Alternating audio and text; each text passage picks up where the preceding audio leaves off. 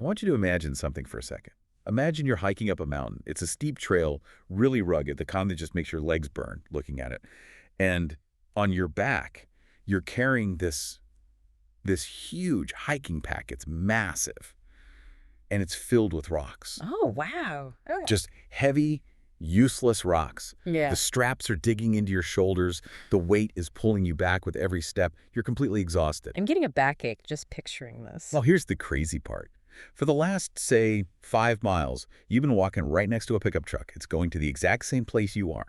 The driver keeps leaning over and saying, "Hey, I can take that for you. Just throw it in the back." And let me guess, you just look at him and say, "No, thanks, I got this." Exactly. You refuse to take it off. You just keep struggling. That image, that almost ridiculous scenario, is the perfect metaphor for what we're talking about today. We are back looking at our Florence Scovel Shinn series, and we're jumping into Chapter 6 of The Game of Life and How to Play It. And the chapter title is Casting the Burden. It's such a profound concept, and I think before we get too deep, it's a good time to say that if this episode helps you, please hit like and subscribe for the next one. Absolutely. So, casting the burden.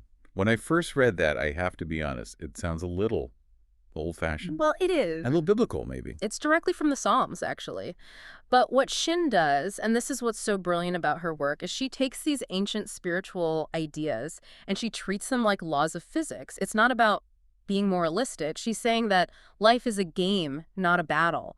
And in that game, carrying the weight, the worry, the stress, it actually violates the rules. So it's not just that it's unpleasant, it's that you're playing the game wrong. You're playing it wrong. So our mission today is really to translate this idea from, 1920s metaphysical language into something really practical for right now. We're going to get into the mechanism of stress relief, but also high performance.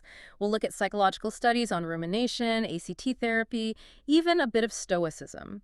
The goal, really, is to learn how to stop rehearsing fear. Stop rehearsing fear. I love that phrase. Yeah. Because that's what worry is, isn't it? It's a dress rehearsal for a disaster you're trying to prevent. So we need to figure out the difference between worrying and actual planning. And then learn how to take what you call clean action without that crushing weight of needing a specific result. That's the whole game. Okay, so let's start with the core concept. How does Shinn define this? She has this really interesting analogy about gravity. She does, and it's surprisingly modern. She says, look, the only thing that gives an object weight is the law of gravitation. If you took a huge boulder and you could lift it high enough above the planet, it would eventually become weightless. Right, because it's outside the planet's gravitational pull. It's just physics. It's just physics. So she asks, in our minds, what's the gravity? What is the force that's pulling that boulder down and making it feel so heavy? And that's our fear, our anxiety. It's our emotional attachment. It's our desperate need to control things we can't control. When Shinn says to cast the burden, she means lifting that problem into a higher state of consciousness. She calls it the superconscious, or the Christ within. Okay, and for anyone listening who might not connect with that specific language, Yeah. how do we translate that into modern psychological terms? That's a great question. In, say, acceptance and commitment therapy, or ACT, they talk about the observer self. Yeah. It's the part of you that can watch your thoughts and feelings come and go without getting swept up in them. So you're not in the storm, you're watching the storm from a safe distance. Exactly. Or the Stoics talked about the hegemonikon, the ruling faculty. It's the part of your mind that sees the big picture, that isn't trapped in the panic of the moment. So when Shinn says, cast the burden to the Christ within, a psychologist might say, detach from the anxiety and observe the situation from your higher executive function. So you're shifting the problem from your panic brain to your CEO brain. Yes. Your conscious mind, your intellect, it's limited. It's full of doubts and fears. It sees the bill and thinks, I'm ruined. The superconscious, on the other hand, is the realm of solutions. It's the part of you that has access to the wide-angle lens. But that's not what we do, is it? We tend to grab the problem with both hands and just squeeze it tighter. Why do we hold on so hard? We fall into what I call the strain trap. The strain trap. Yeah, it's this deeply ingrained belief that worrying is productive, that if I'm obsessing over something, I'm working on it. If I'm lying awake at 2 in the morning replaying conversation, I feel like I'm being responsible. Oh, completely. It feels negligent to stop worrying. It feels like if I put that backpack of rocks down, I'm just giving up. It feels dangerous to relax. That's the trap. But let's look at what's actually happening in your brain and body when you do that. There's worry, which is forward-looking dread. What if I fail? And then there's rumination, which is backward-looking regret. Why did I say that? And both of them are just noise. They're mental junk. And they flood your body with cortisol, the stress hormone. We know from studies on scarcity mindset that when you're fixated on what you lack, your functional IQ actually drops. You literally get dumber when you're stressed. You lose cognitive bandwidth. So by holding onto the burden, you're making yourself less capable of solving the very problem you're worrying about. That reminds me of that story you told me about the pilot. It's a tragic example, but it illustrates this perfectly. It really does. There was this plane crash where the investigation found the pilot was under incredible time pressure. There were new regulations. Fog was rolling in. So he was gripping the outcome. He had to get in the air. He was gripping it so tight. And because of that tunneling effect of stress, he lost sight of everything else. His brain was just depleted by the anxiety.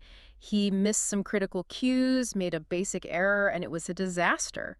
That's the strain trap in action. The burden he was carrying, the pressure, actually created the failure he was trying to avoid. Wow. That's terrifying. You think you're being hyper-focused, but you're actually blind to the bigger picture. And this all links back to a psychological concept called intolerance of uncertainty.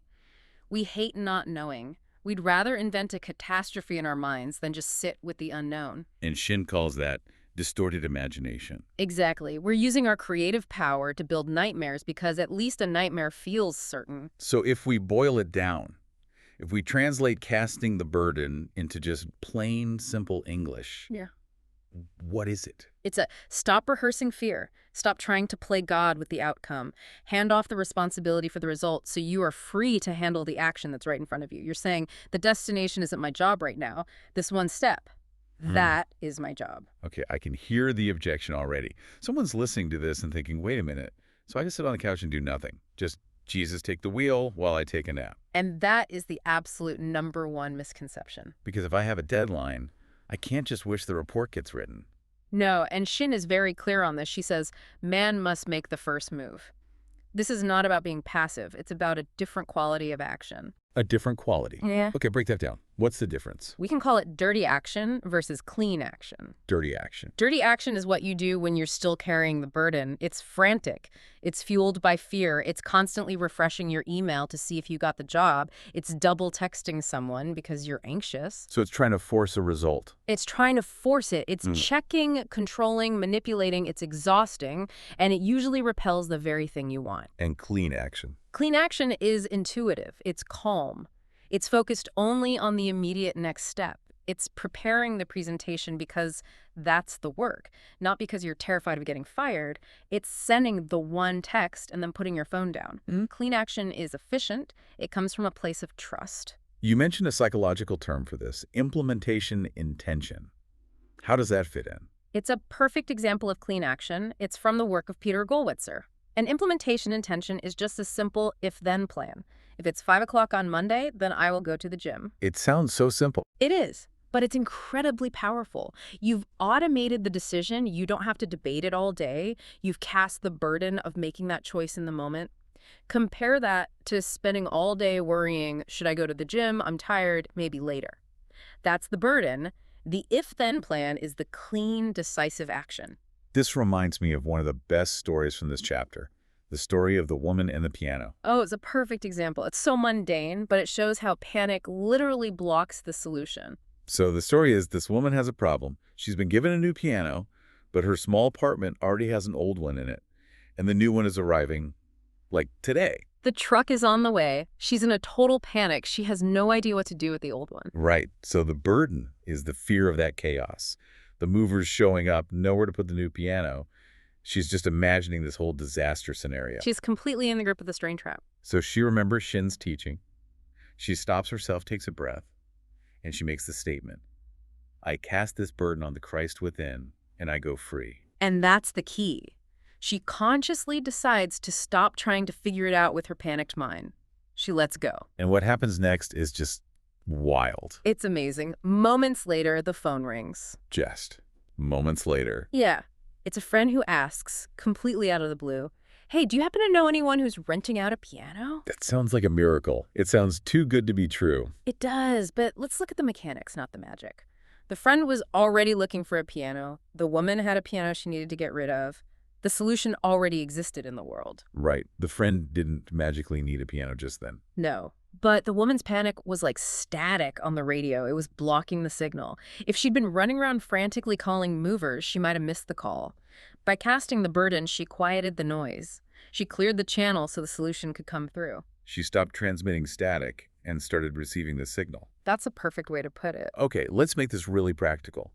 Let's take this idea and apply it to 3 areas where people really struggle: work, relationships, and habits. Great. So let's start with work. Specifically, that anxiety around a big presentation or a performance review. This is a classic. So the grip is you rehearsing failure. You're imagining yourself freezing up, the boss looking disappointed. You're creating the very conditions that will make you fail. Yeah, Your throat gets tight, your palms get sweaty. exactly. So how do you cast that burden? You have to start by acknowledging the truth. You Yeah. cannot control their opinion. That is the burden. You have to let go of the outcome. You have to. You're not giving up on your career. You're giving up the illusion of control over other people's minds. So then what's the clean action? Prepare the slides. Practice the speech. Get a good night's sleep. Do everything that is in your power to do. And then the release is. Walking into that room and telling yourself, I've done my part, the outcome is not my business. And that frees you up to actually be present and perform well because you're not so tight with anxiety. You're fluid. You're responsive. That's what people connect with, not desperation. Okay, example 2. Relationships. This is a big one. Trying to control how other people react to you. Ah, the classic walking on eggshells. Let's say you have to deliver some bad news or set a boundary with someone and you're terrified of how they'll react. So the grip is that mental bargaining. If I just say it in the perfect way at the perfect time, they won't get mad. You're trying to write the script for both of you. You're taking responsibility for their feelings. You're carrying their backpack. So casting the burden here is accepting that I can't control their reaction. You are powerless over another person's emotional state. That is a hard but liberating truth. You have to cast the burden of the reaction. And the clean action is just to speak your truth clearly and kindly. Assertive communication. You don't have to be mean, but you have to be clear. So the release is the mantra. I am responsible for what I say. I am not responsible for how they hear it. That is the core of healthy boundaries. If they get upset, you let them be upset. You don't pick their burden back up just because they threw it on the floor. That's a game changer. Yeah. Okay, third example. Habits and the trap of perfectionism. This is where so many of us get derailed. You're trying to build a new habit, say going to the gym. You do great for 5 days, and then on day 6, you miss. And immediately, the shame spiral begins. I ruined it. My streak is broken. I'm a failure. I might as well just quit now. That's the grip. Psychologists call it the what the hell effect. It's that all or nothing thinking. So the burden we have to cast is the need for a perfect streak. Yes. You have to release the need for a perfect scorecard. That's just your ego. So the clean action is, Just go to the gym today. That's it. Not a double workout to make up for it. That's just punishment. Just do the next right thing. and the release is a shift in thinking. It's realizing the streak doesn't matter. The identity matters. I am a person who goes to the gym. You cast the judgment and you're free to just act again. That's so powerful. It just takes all the drama out of it. It turns it from a tragedy into an engineering problem. Input failed. Okay, reset. Input again. I love that. Okay, so now I want to give everyone listening a tool they can use. Like right now, let's call it the burden reset. Let's do it. I'm going to walk us through 6 steps. If you're listening, you can just think this through. Step first, name the outcome you are gripping. What are you actually afraid is going to happen? And be really specific. Don't just say my job. Say, I'm afraid my client will reject this proposal and I'll look incompetent. I have to name the fear. Okay, step second, identify your controllable part. What is actually in your hands? This is pure stoicism. Draw a circle. Inside the circle is what you can control. Your actions, your preparation, everything outside the circle is the burden. Leave it there. Step third, choose one clean action you can do today. Make it small, make it concrete, not fix my finances, but make a budget for this week. One small thing. All right, step fourth, release the rest with a short statement of trust. This is where you actually say the words either out loud or to yourself. I cast this burden, or I've done my part, the rest is not up to me. You're making a contract. I like that, a contract. Step 5. Replace worry rehearsal with one small preparation step. This is huge. If you catch yourself imagining the disaster, get up and do one thing to prepare. If you're worried about the presentation, spend 5 minutes reviewing one slide. You fire the worry by hiring the preparation. And finally, step 6. Remove one contradiction. You have to stop the behaviors that contradict your trust. If you say you've released it, stop doom scrolling. Stop checking the tracking number every 10 minutes. Stop seeking reassurance from 10 different people. You have to stop digging up the seed. That's a fantastic checklist. But I know, even with a list like that, we mess this up. What are the most common ways people get this wrong? I see 5 common mistakes all the time. Okay, what's the first one? Mistake first. The fake cast. The fake cast. This is when you say you're letting go, but you secretly keep one finger on it just in case. You're trying to micromanage the universe. So what's the fix? Radical trust. You actually have to take your hand off the handle. You have to be willing to turn your attention to something else. Okay, mistake second. Passive waiting. This is that Jesus take the wheel misunderstanding again, thinking you don't have to do anything. And the fix for that is what Shinn calls digging the ditches. Exactly. Preparation is active faith. There's a story in the Bible where they were told to dig ditches in the desert before the rain was supposed to come. You have to act as if you expect the solution. Prepare for the good you've asked for. I love that. Okay, mistake third. Digging it back up. The yo-yo. The yo-yo. You cast it in the morning, feel great, and by lunchtime you're obsessing again. You've picked the burden right back up. So the fix is just discipline. It's mental hygiene. When the worry comes back, and you have to catch it and say, nope, I gave that away, not mine anymore, and you gently redirect your focus. Okay, mistake fourth. Looking for the how. We get obsessed with how the solution will arrive. We try to dictate the delivery route. But that's not our job. No, the how is the job of the superconscious. Your job is the what and the now. You define what you want, and you do what's in front of you now. Let the universe handle the logistics. And the final mistake, number 5. Assessing by appearance. This is a tough one. Sometimes right after you cast the burden, things look like they're getting worse. The darkness before the dawn. Shinn calls it chemicalization. It's the chaos of the old order breaking down to make way for the new. When you clean out a closet for the first hour, the room is messier than when you started. So the fix is just to hold steady. Stand still. Do not panic. Trust the process. The mess is part of the cleaning. This has been so helpful. I feel like we should do a quick summary just to lock in the biggest ideas. Let's do it. 7 key takeaways. Okay, point first. Life is a game, not a battle. And carrying the weight makes you too heavy to play effectively. Point second. Casting the burden means releasing your emotional attachment to a specific outcome. You release the result, not the responsibility for your actions. Point third. Your superconscious, or your observer self, is way better at strategy than your anxious mind is. Let the CEO handle the big picture. You just handle the next task on your list. Point fourth. Worry and rumination are a distorted imagination. It's mental static that blocks solutions and literally makes you less intelligent in the moment. Point fifth. This is not about passivity. It's about replacing frantic, fearful action with calm, intuitive, clean action. Point sixth. You have to prepare for the good you've asked for. Dig your ditches. Act as if you're ready to receive. And finally, point seventh. When you cast the burden, your vision clears. And that's when you finally see the solution. The friend who needs a piano, the opportunity that was there all along. It's incredible. We really do make life so much harder than it needs to be, don't we? We insist on carrying the rocks. And the beautiful thing is, you can put the bag down anytime you want. The truck is always right there, waiting. So next time, we're diving into what Shinn says is the most powerful force in the entire universe. That's right. We're talking about the law of love. And it's not just about romance. It's about love as a protective shield, a spiritual weapon. Yeah. Basically, how goodwill makes you invincible. I can't wait for that one. Thanks for being here. If you want the full series, check the playlist. And please like and subscribe so you don't miss the next episode.